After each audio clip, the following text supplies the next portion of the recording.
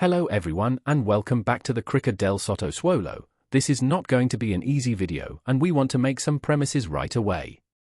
1. We do not want to create with what we say a rift between those who like Pharaoh and Dynasties and the others. 2. We do not want to create a rift between the so-called pro-historical and pro-fantasy. We want to try to make an analysis that is not seen as a biased view. We love Total War and we would like these to be always accompanied by positive reactions, done well and with a shared development path. We like the way Thrones of Decay was presented and released. The same cannot be said of Pharaoh and Dynasties. Forgive us, but we want to be free to express ourselves no matter what. We do not claim to have the absolute truth. Rightly, some of you will have a different position, but our intent is to try to make you think, to try to highlight certain aspects, hoping to provoke a critical but constructive discussion with you and, if anything, with creative assembly should they watch our videos.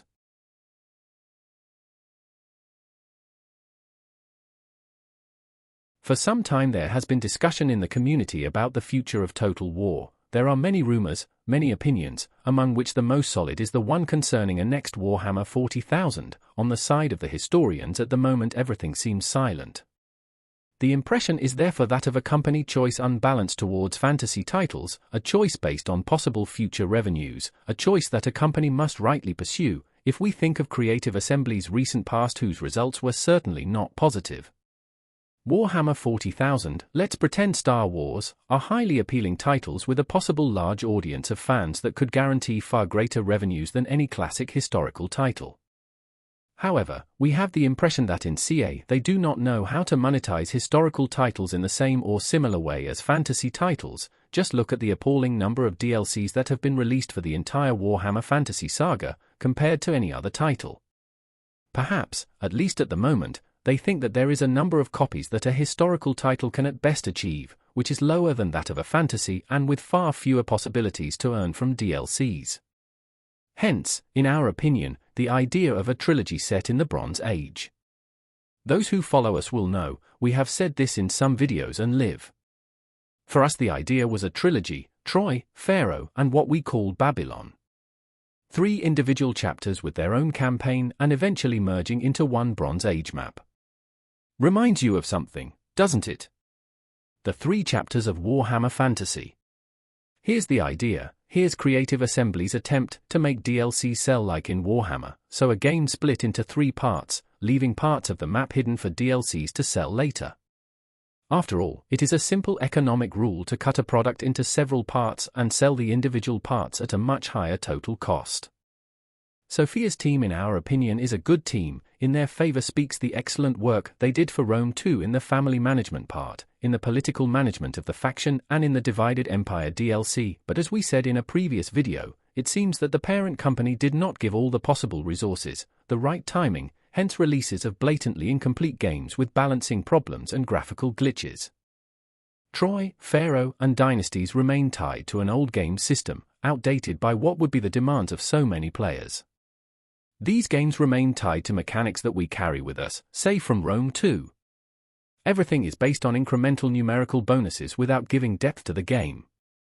Just numbers, build this to increase happiness, this other to get more gold and so on. There is no global market system, a system that gives a value to resources linked to production, to demand, a system that was conceived for the Age of Bronze mod created by Trisibulos and that gave its own essence to the primary resource linked to this era, bronze. In Dynasties this is not there and once again Creative Assembly remains tied to a fixed and flat scheme, in which only modifiers are accumulated. All this and more, as we have already predicted in previous videos, makes the game as boring after a while as Troy and Pharaoh. With one difference to the latter. Not having corrected Pharaoh's dysfunctions has only led to increased boredom and amplified problems with the enlargement of the map. Creative Assembly should understand that there is a need for a change of approach, a change of system, a different challenge, and for that we need a new engine on which we hope to create a different system, a new system in which there are global mechanics, events, technological advancements, facts that go along with the specific mechanics of each faction, developing a game in which there is a simulation, recreating a connection between resources, development, economics, and cost. Supply management. As stated, however, with the current engine we feel this is impossible. of Pharaoh, we can honestly say that the optimization is well done. The game achieves good FPS performance without requiring any powerful computers.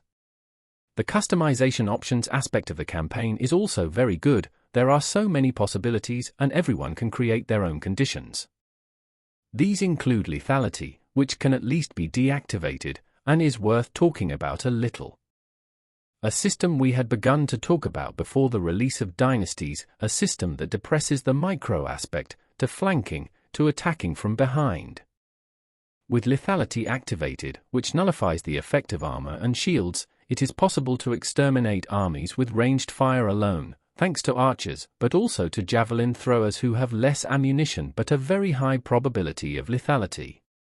A system that we denounced immediately. They tried to do something different, but they distorted the battle system. Having armor on should count and not depress it for a system that seems to have come out of some fantasy game rule. This also leads in-game to an excessive use of shooting units by the computer, which, moreover, even in Dynasties continues to create armies composed of low-tier units, preferring quantity over quality. In the video we are watching, on the right with lethality activated, we can see how the unit targeted by the archers, with only 2 salvos of arrows, is practically destroyed. What we ask then is, what would be the point of having units with shields? Or with bronze armor that provides a good protection statistic?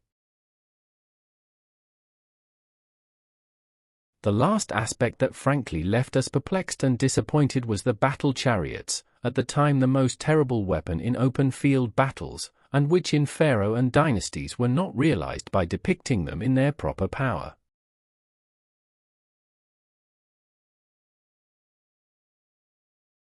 We begin to see how in Pharaoh a simple tree made it difficult to move the chariots.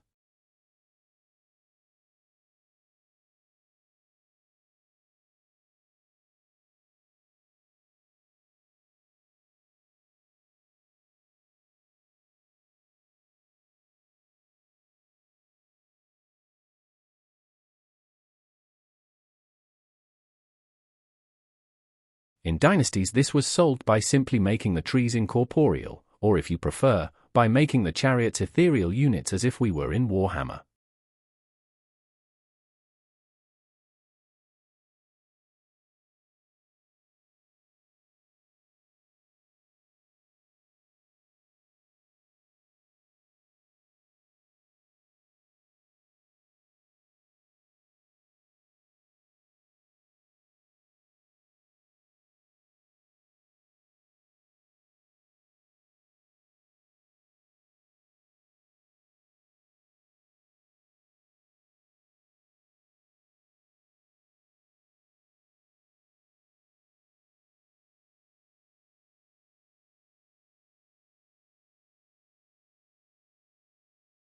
Added to this is the fact that in combat they are ineffective. In this test the Royal Hittite chariots charge alongside, and without the lancers being prepared or turning around, low-ranking Nubian lancers. As you can see the charge, the impact is not so effective. Clearly in a real battle we would have had to pull the chariot away, but we wanted to see the evolution of the clash, and as you see at the end, the winner is the lancer.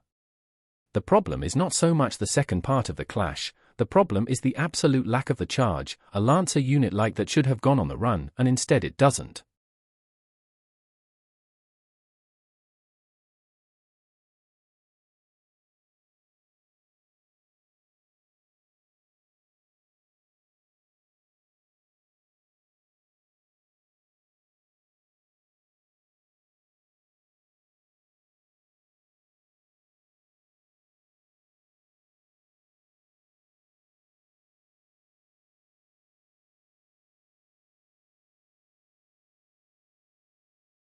In this video, we see the same situation, but using the Lords of Assur horses. In this case you see the very different effect of the charge, and after a few seconds the lancers are routed.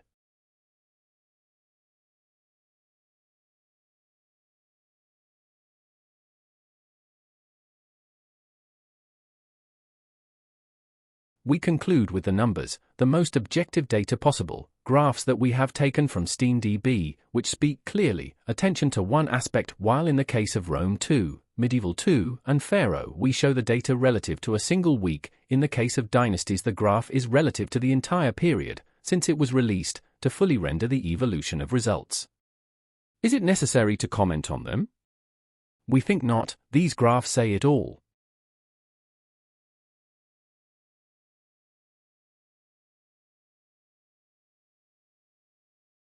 These are our insights, the aspects we would like to emphasize about Dynasties and on which, barring unforeseen surprises, we would not like to return to later.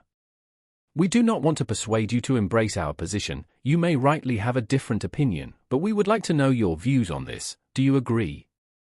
Have we overlooked aspects, or is your opinion different from ours? Let us know in the comments.